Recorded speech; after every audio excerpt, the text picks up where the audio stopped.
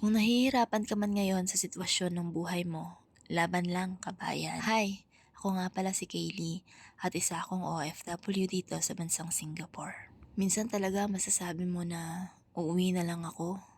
Ayoko na dito, lalong-lalo na kapag nakakaramdam ka ng lungkot, ng pagod, at minsan pressure sa trabaho gawa ng mga amo na matataas ang mga standards nila dito.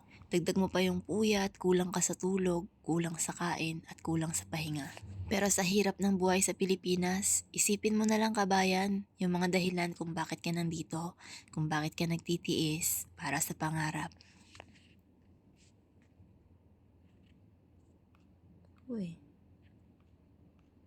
uy, stop na. Hala, parang tanga siya. Hala.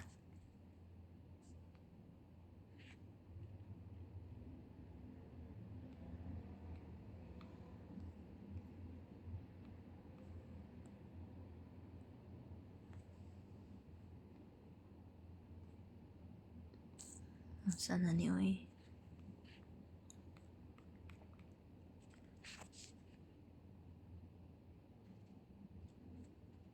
Hala, parang tanga. Putsang ka na.